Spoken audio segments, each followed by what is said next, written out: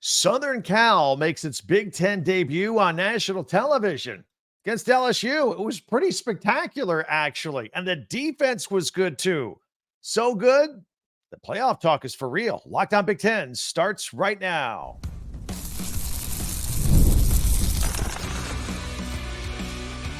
You are Locked On Big Ten, your daily podcast on the Big Ten Conference. Part of the Locked On Podcast Network, your team every day. Welcome to Locked On Big Ten. I'm Craig Sheeman, coming up on 40 years as a sports talk show host and play-by-play announcer. And I want to thank you for making us your first listen each and every day. We're free and available wherever you get your podcasts and on YouTube. Part of the Locked On Podcast Network, your team every day. 5-hour energy fixes tired fast with zero sugar and a convenient portable size. It is the perfect pick-me-up for getting stuff done. Go to 5hourenergy.com and use the promo code LOCKEDONCFB to receive 20% off your order. This offer is only valid until September 30th on one order and cannot be used with other promotions. Go to 5hourenergy.com today. So the Trojans fight on. Look pretty good. Plus, I'll have the best two offenses and best two defenses in the Big Ten based on what I saw on Saturday. I'll share that with you. Plus, our top 10 Big Ten observations from the weekend. Let's start talking about this game. USC and LSU, Sunday night, national TV, Big Ten versus SEC. Look, both of these teams could score based on the reputations from last year and the players they had here. A lot of people, myself included, thought this thing was going to fly past the over. This game was going to be in the 60s. Nope. Guess what? The defense has showed up, and USC's defense, much improved. This was my focus on the beginning of the game. I mean, LSU opened up with the ball, and I'm looking at USC defensive coordinator Danton Lynn, who they just got from UCLA. And USC got a big stop on a third down early, but then had soft coverage when LSU went for it on fourth and short and gave up the first down. I thought that was disappointing. Kyron Lacey got 4 catches on that first drive from Garrett Nussmeier. I thought, this could be tough. And LSU got it to 4th and goal, 13th play of the drive from the 3-yard line. USC defense with the blitz, pressure. Nussmeier threw it away. No harm. USC gets the ball back. On USC's first possession, they were approaching midfield, and then LSU dialed up some pressure on a third down stop. So all of a sudden, both these teams come in here, much maligned defenses from their reputations of the past, and they both get big stops early in the ball game. Again, all this hype going into this game, and we end up scoreless at the end of the first quarter. Who knew, right? Second quarter, Miller Moss started looking real comfortable. Now, the question the last time we saw Miller Moss, and really the only time we saw Miller Moss, was when he started the Holiday Bowl and he threw 6 touchdown passes. He was on fire. So, was that the Miller Moss we were going to see Sunday night? He started to look the part, not quite the 6 touchdowns, of course. In fact, he only had 1 on the day, but everything else he did was really well. Threw over 300 yards, and he got real comfortable there in the second quarter. Hit Zachariah Branch for 19 yards, 4-yard pass to Quentin Joyner. And I mentioned that because he was under intense pressure on that play. Just kind of a side Patrick Mahomes type flip. Yeah, it just had a lot of poise, I thought. And then the pass play to Kyron Hudson all the way down the 17-yard line. That was the big one-handed catch that they had to go to instant replay for about 5 minutes to see if he caught it or not. Spectacular. I told you in a previous preview for USC on this podcast, look out. They got like 4 receivers that are going to be superstars. And you got to see that on Sunday night. No question. So that was spectacular. The next play, Jacoby Lane, incomplete in the end zone with a pass there, but interference was called. And then Woody Marks gets the 2-yard run. All of a sudden, USC's up 7-0. It was an 8-play, 87-yard drive. 11 minutes to go in the second quarter. USC's up 7-0. All right, they got settled in. Then LSU's Garrett Nussmeier started finding tight end Mason Taylor. Jason Taylor's his dad. Just pass after pass underneath. And it was cutting up the USC Trojan defense a little bit. And in fact, the Trojans were on their heels somewhat. Kyron Lacey of the 19-yard touchdown from Nussmeier at that point.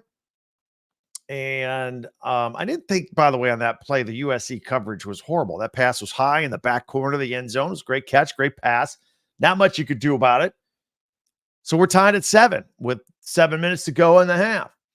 Zachariah Branch, look out for this guy. Man, returning kicks, got it past midfield on a 46-yard return. He was tackled by the kicker.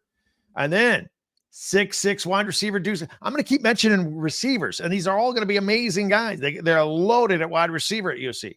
6'6" wide receiver Deuce Robinson. He hauls in the 38-yarder for Miller Moss, but then a penalty backed him up to the 20 instead of 1st and goal. There was a block by Jacoby Lane. It was a decleater, and he shouldn't have been doing that. So they have to settle for a short field goal, but they're up 10-7, 4 minutes to go in the half. The USC defense stepped up again, held LSU to a 45-yard field goal with a little bit more than a minute to go in the half. So we're tied at 10. I consider that a pretty good stand. Just bend, but don't break. Give up the 3. And that was about a minute to go. And I thought we were done. I thought, all right, we'll run out the clock, whatever. No, yes and no, right? Miller Moss hooks up with Makai Lemon down in the middle to the 36-yard line. Awesome. Then they run the ball twice. They leave a timeout in the pocket. They don't use it. They wasted like 40 seconds. I thought that was poor time management. It was like they were just locked in on settling for a field goal, which they got from Michael Lanes. Got the field goal from 29. I'm sorry. That's the one he missed, by the way. He missed the 29-yarder. I was thinking about that later in the ball game. Boy, they had that one. So they got the clock management situation. They waste time. They settle for a field goal, and then they miss the field goal. Not good. Now, Lincoln Riley at halftime was interviewed, and he liked how the defense was playing. Good tackling and good gap discipline. And all right, so this shootout we were supposed to have, we're tied at 10 at the half. Go figure. Defensive battle on our hands. We come out in the second half, and LSU holds USC to a 3-and-out. USC holds LSU to a 3-and-out in their first series. LSU almost had a pick, and then they had a PBU. Their defense was kind of flying around a little bit there. And then on 3rd and 10, Miller Moss finds Kyle Ford, another receiver, for 41 yards. Ultimately settled for a field goal to take a 13-10 lead, 7 minutes to go in the third. But without that big catch, there's another receiver stepping up. And by the way, at this point, I got to hand it to the LSU crowd. That place got loud out there in Vegas about this point moving forward. Middle of the third and fourth, that you could hear the LSU crowd. It was becoming a problem in the earpiece. Couple of gash plays by LSU, including a 39-yard run by John Emery, who came into the ball game, looked fresh, ready to go, had the injury history. He comes in and he just starts knocking down USC players. It's like a shot in the arm, and it looked like it was going to be a bad deal. USC couldn't stop him. Nussmeier goes to Aaron Anderson for a 13-yard touchdown, capping off a 7-play, 78-yard drive. Most of that drive was on the ground, and LSU took the lead. 17-13. That was about 3 minutes to go in the third. So we go to the end. We go into the fourth quarter now. Trojans are down. Miller Moss hooks up with Jacoby Lane on a blitz play for a completion. I don't know how he got that pass off. 3rd and 6. They run a ball for a loss. Question the play call there by Lincoln Riley. 4th and 9. They got to burn back-to-back timeouts here. It's not looking good at this point. There's about a little under 9 minutes to go. There was the ball. It was batted in the air, intercepted for a moment, but then dropped. I thought maybe they got possession of it. LSU did. Then the ball was lost, and that USC got it back. But no, they call it incomplete pass, turnover on downs, LSU ball.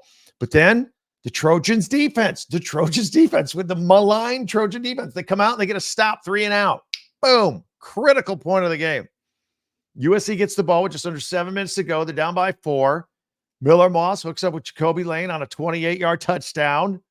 And all of a sudden, USC's back in the lead with under 6 minutes to go, 20-17. By the way, Mr. 6 touchdown passes in the bowl game. That was Miller Moss's first touchdown of the night. He was doing everything else well, but he wasn't throwing 6 touchdown passes. Got 1. All he needed. USC on D, they made a couple of great stops and all that kind of stuff, but and then they really needed to stop after they got that lead. But Nussmeier And LSU, they kind of got a little extra gear, hooked up with Aaron Anderson for 41 yards on a 3rd and 4. Then on a 3rd and 8 from the 14, the incomplete pass, but there was a flag for an illegal shift. And on 4th down, LSU Damian Ramos, 31-yarder for the tie, kicks it in, 20-20, kicking a field goal. It's a field goal battle here, minute 47 to go. But then USC gets the ball, 1st and 10 on their own 25-yard line. And on this drive, this will be forever remembered, the play with 13 seconds to go. The catch by Kyron Hudson for 20 yards. One-handed, gets hit in the head, targeting penalty, hangs onto the ball. It was an amazing catch.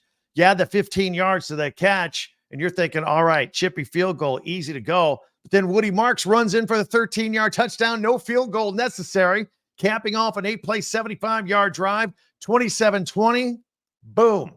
And then the late interception by Mason Cobb. Game over. Trojans win. Big Ten over SEC. SEC hates it. That's why I say that. Good job. Some notes on the game. First of all, I thought, like I said, much improved defense by there were a lot of weapons to cover there for LSU. That was a good job overall on the night by the USC defense. Miller Moss looked great. Over 300 yards passing. Looked in control. And USC has more receivers than I can count on one hand. Just guys just stepping up all night long. And that's the way it's going to be all season long. Love to hear from you, Trojan fan. Fight on. Going to hear from you. If you're new to this podcast, going to ask you to subscribe. We've picked up like 1,000 subscribers in the last 4 weeks. This podcast has taken off because the Big Ten's taken off. It's the IT League. So subscribe, follow, and share to somebody else that you think doesn't know that we're out here, but they're a big Big Ten fan. Locked On Big Ten is for free wherever you get your podcast, and that way you get the latest episode of this podcast as soon as it becomes available each and every day. And don't forget to pick up some Trojans gear, shirts, pennants, hats, all that stuff right there on our website where we put all of our podcasts chronologically. We group them by team. This one will be under USC, and you can get some USC merchandise while you're there. Check it out, talkbig10.com. That's the number 10, talkbig10.com. All right. Now, this was a big, long weekend of football. Thursday, Friday, Saturday, Sunday. We got another one tonight, Monday night with Florida State and Boston College. It's crazy out there. Lots to talk about. My observations from the Big Ten. I will tell you who I think are the best 2 defenses and the best 2 offenses in the Big Ten in 1 minute here on Locked On Big Ten. 5-hour energy. You get tired in the middle of the day at work. You're watching the clock. You're kind of nodding off after a big lunch. 5-hour energy can take care of that. You're driving home. You doze it off. The lanes are getting blurry. 5-hour energy will take care of that. How about if you want to work out after work, but you've had a long day and you're kind of tired? 5-hour energy will take care of that. Give you the shot that you need. And all your favorite flavors. By the way, did you know 5-hour energy is 0 sugar? It's a portable size. It's easy to use. Flavors, like tons of flavors. Watermelon, tropical burst, grape, berry, all that. You can try them all. You can mix and match on a 12-pack or 24-pack. But you need to go to 5hourenergy.com. That's the number 5. 5hourenergy.com, the number 5. And get a 5-hour energy product today. You can use my code that will help you out. Locked on CFB. Locked on CFB. I received 20% off your order. This offer is only valid until September 30th and on one order and cannot be used with other promotions. The code is not good on subscription orders, but go to 5hourenergy.com. That's 5hourenergy.com.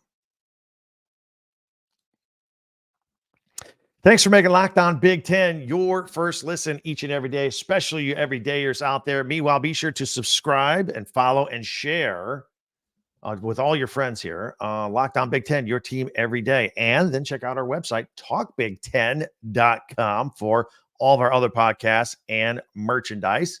And don't forget our friends at Locked On College Football. Their podcasts are out there each and every day.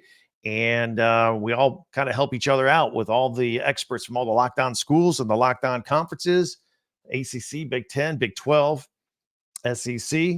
So check it out. Locked On College 24/7 YouTube channel. You can catch it there on Amazon Fire TV as well. part of the Locked On Podcast Network, your team every day. Hey, I don't know if you caught it over the weekend, but after a big game on Saturday, we go live here on YouTube. We were live Saturday night, late at night after that Michigan-Fresno game. A lot of you checked it out. If you missed it, you can still find the recorded version of it here on our podcast and on our website, talkbig10.com, if you want to check that out. All right, right off the bat, I'm going to tell you who I thought had the best two offenses and the best two defenses in the Big Ten week one. Mind you, I understand a lot of Big Ten teams are playing some easier teams on the schedule. So I still, if somebody passed the eyeball test, I don't care who they were playing, I'm going to mention it here. So first of all, let's start with the offenses. And I'm going to tell you, it's actually fun to watch Penn State offense. Penn State offense. Their new offensive coordinator, Andy Kotelnicki, his creativity, it stood out in stark contrast to the somewhat predictable offenses they've had in the past. Granted, they were a little sloppy at the beginning against West Virginia and then had to endure an over 2-hour weather delay at halftime, but they did a lot of good things. They settled down, a lot of multiple formations, motion, interesting play calling. But the thing that jumped out to me was they had several deep balls. Last year, they only had 3 pass plays of over 50 yards all year. I mean, they were throwing 50-yard plays left and right? They had Harrison Wallace the third. He had one. There was the 55-yarder to Amari Evans at the end of the half. Got away with offensive pass interference, but so be it. That last drive at the end of the half, 3 plays, 73 yards in 26 seconds. Boom. Last year's team wouldn't do that. This year's can. And by the way, also with the creativity, I love the pass play to Katron Allen out of the backfield for the 20-yard score. Everybody's involved in this offense. And then if you need some old-fashioned running to close the deal, I mean, Nick Singleton had 114 yards on the ground. Pretty good as they beat West Virginia 34-12. The other team offensively that I think is just great and a lot of fun to watch, Nebraska. They beat UTEP 40-7.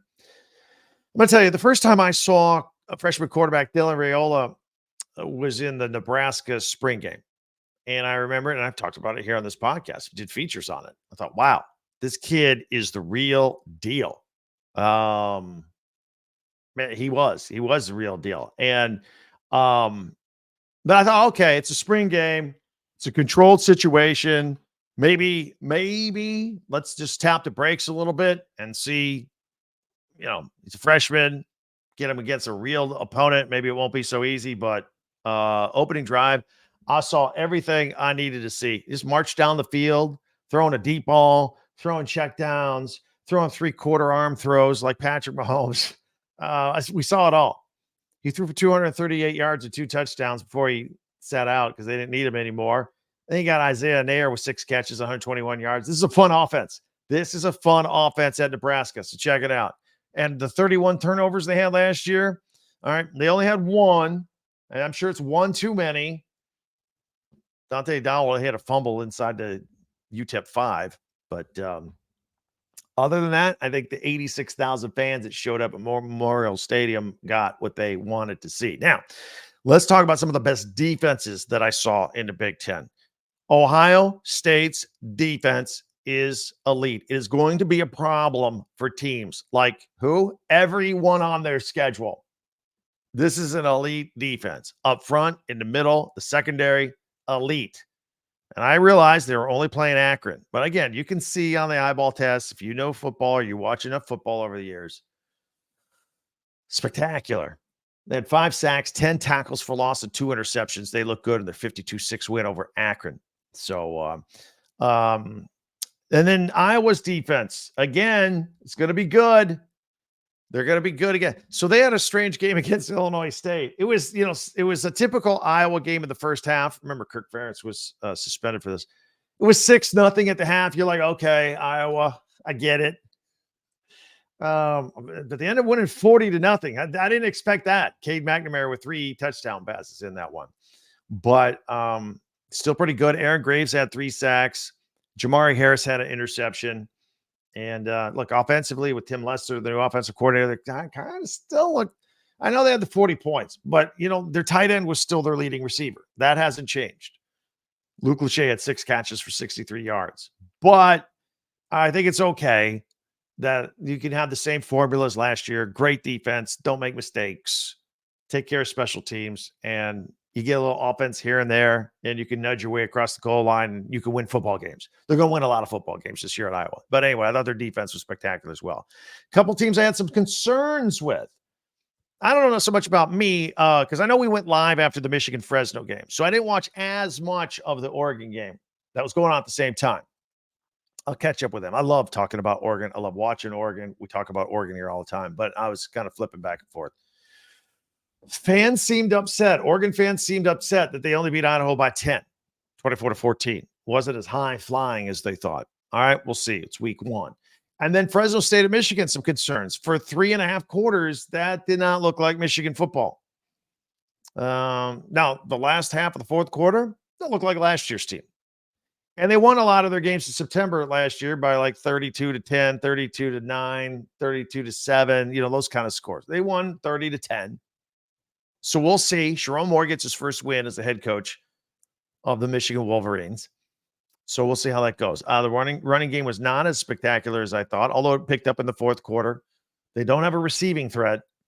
Quarterback accuracy is a question. They've got to get that ironed out. Purdue, a 49-0 win over Indiana State. They are pretty good. They held Indiana State to 50 yards passing. Hudson Card, 4 touchdown passes. Maryland put a 50 spot on the board, 50-7 over UConn. Billy Edwards Jr. is the new Talia Tagovailoa, right? Threw 2 touchdown passes to Ty Felton on his way to a 300-yard day in the air. Indiana gets Curt Cignetti his first win in his first game, 31-7 over Florida International. Curtis Rourke, also his first start at quarterback. Elijah Green piled on at the end with that 51-yard touchdown. Northwestern, I don't know if you caught any of this. What a great game. Northwestern, 13-6 over Miami of Ohio.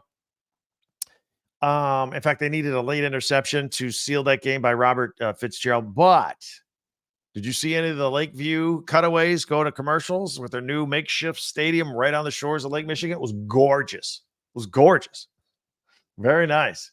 Hey, 1 win down, 7 to go to match last year's 8-win win total. UCLA got a late field goal to win at Hawaii, 16-13. And then there was 11 o'clock Eastern kickoff. I don't know how many of you watched it, but Washington, a 35-3 win over Weber State. Jonah Coleman. This is a hard runner. 16 carries, 127 yards, and 3 touchdowns. That's gonna work this year. All right, so those are my best offenses, my best defenses, my concerns, and a couple of kudos shout-outs, if you will, as we continue. Now, I will give you my top 10 Big Ten observations from the weekend. That is coming up next right here on Locked On Big Ten. I want to tell my Locked On Big Ten fans here and tell you about a brand new mobile game that I think you're going to love. Everybody loves this. It's Ultimate College Football Head Coach. You get to do a simulation where you're a head coach of any college football program. You're a Michigan fan, you can run the Michigan program. All right, you're a USC fan, you can run the Trojans program. But it's everything. It's recruiting. You put a staff together, name, image, and likeness stuff. You get to call plays on offense. Everything, every detail, the whole day, the whole thing. Ultimate College Football Head Coach is it's free, no ads, 100% playable offline. You play on the go. So check it out here. It is fantastic. There's you can check it out at ultimate-cfb.com. That's ultimate-cfb.com. Have some fun with this. Check it out. You can also find it if you look it up on the app stores as well. Ultimate College Football Head Coach. Begin your coaching legacy today. All right, I want to take a look at our Big Ten top 10 observations from the weekend. I'm going to put it on screen. If you are audio only, that's fine. I will describe it in detail as we feather these through 10 through 1. First of all, at number 10, our top 10 Big Ten observations. So I mentioned just a moment ago, the Lake Michigan view from Northwestern. It's fabulous. I put it in here. I was enamored with it in their win over Miami of Ohio. All right. Another observation. Michigan has a good kicker. I told you the weaknesses that Michigan has this year. Kicker is not one of them. Dominic Zvada, 3 field goals in this one. 2 of them were long, including a 55-yarder. That would have been a much different game against Fresno without him. So good. Michigan solid in the kicking game. Number 8, as I mentioned, Jonah Coleman, the running back at Washington. Just a stellar day, 127 yards and 3 touchdowns in that win for the Huskies. Nebraska quarterback Dylan Raiola, I could have put him higher on. I was just very impressed with him. I wanted to put him on this top 10 list. Got him here at number 7. At number 6, I want to mention the Iowa defense that we just talked about in their 40-0 win over Illinois State. At number 5, the Ohio State defense, which was elite against Akron. They are going to shut some people down, even some more potent offenses than Akron. So as long as I'm talking about Ohio State, we got a good look at the brand new freshman phenom wide receiver, Jeremiah Smith. Caught a couple of touchdowns in that game. That guy is, he's strong. He's fast. He's a man-child. He looks good. He's going to be a good weapon for Ohio State this year. Shout out to Michigan defensive back Will Johnson. Just when Fresno State was kind of tapping on the door saying, hey, this game isn't over yet. Boom, Will Johnson, 86-yard pick 6 the other way for the Wolverines to seal the deal and give them the victory. Penn State quarterback Drew Allar, want to give him a shout out. I was pretty hard on him on the offseason because, you know, he wasn't he wouldn't go deep. He wasn't aggressive last year. Although he was fine. He only had, 2 interceptions or whatnot, but I thought he needed to be a little more flashy last year and a little more aggressive. And he looked good. He looked good in this new offense. Really got to give him a shout out there. And then at number 1, speaking of the Penn State offense, Andy Kotelnicki is the new offensive coordinator. So nice job by him. Those are our Big Ten top 10 observations from the first weekend of Big Ten football. Did I leave one out? We can only put 10. There were more. Love to hear from you. You know, you can always hit us up on various ways.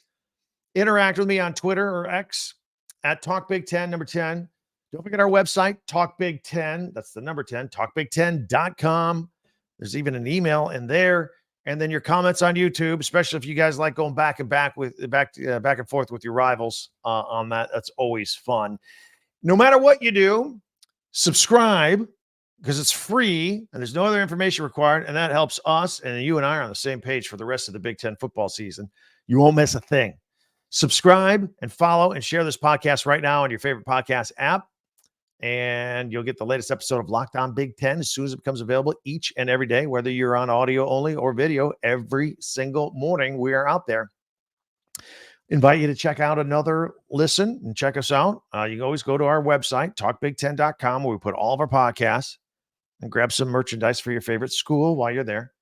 I also invite you for a second listen to our friends at Locked On College Football. They have a podcast every day as well, talking all things college football, part of the Locked On Podcast Network, your team every day. That'll do it. We got a couple other things. I think I'm going to do a little more deep dive into Penn State tomorrow and their new dynamic offense for one. And this week, be looking for podcasts because we're going to preview some games and some interesting angles on them. We've got Michigan and Texas coming up on Saturday at the Big House. We've got Coach Prime in Colorado coming to Nebraska, taking on Dylan Raiola and Matt Rule and the Huskers. So we're going to have a lot of fun this week. Don't miss any of it. Subscribe, be locked on, and check us out every day. And I can't wait to talk to you next time. I do appreciate your time here today. Thank you very much for joining us. For Locked On Big Ten, I'm Craig Sheeman. We'll talk to you next time.